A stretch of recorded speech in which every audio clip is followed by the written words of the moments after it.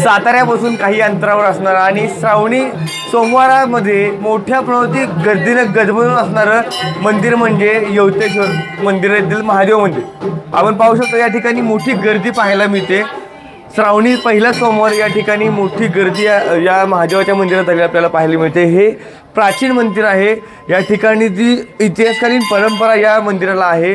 छत्रपती शिवाजी महाराजांचा इतिहास देखील या मंदिराला आहे। तसेच अहिल्यादेवी होळकर यांनी देखील या मंदिराचे सुशोभीकरण केल्याची अशी आख्यायिका या ठिकाणी इतिहासात पाहायला मिळते। आपल्यासोबत या ठिकाणचे पुजारी आहेत, आपण त्यांच्याशी बातचीत करतोय। काय नक्की या मंदिराचा इतिहास आहे, काय महात्म्य या मंदिराचं? हे 10व्या-11व्या शतकातलं देवस्थान आहे आणि हे नवसाला पावणारं आहे।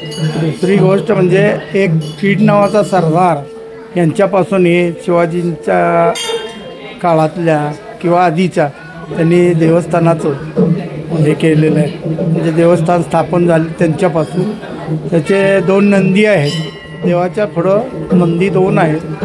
त्या नंदीचं वैशिष्ट्य असं आहे की ज्या माणसाच्या अंगावर तीळ किंवा चांबकुळ येतात हे नवसानं नवस केल्यानंतर जातात। आम्ही गुरव समाज जवळ 17-18 घरं आहेत आणि साताऱ्यापासून हे यवतेश्वर मंदिर 5 किलोमीटर अंतरावर आहे।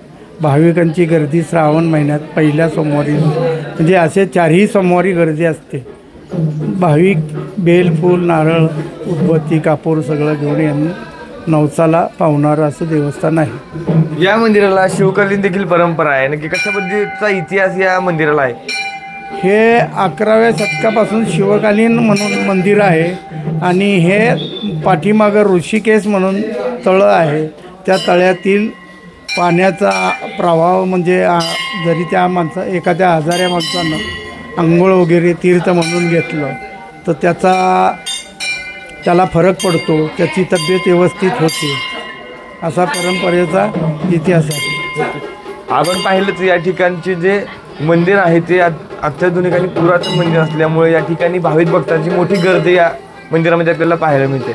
ओंकार सनाले, नवराष्ट्र, यवतेश्वर, सातारा।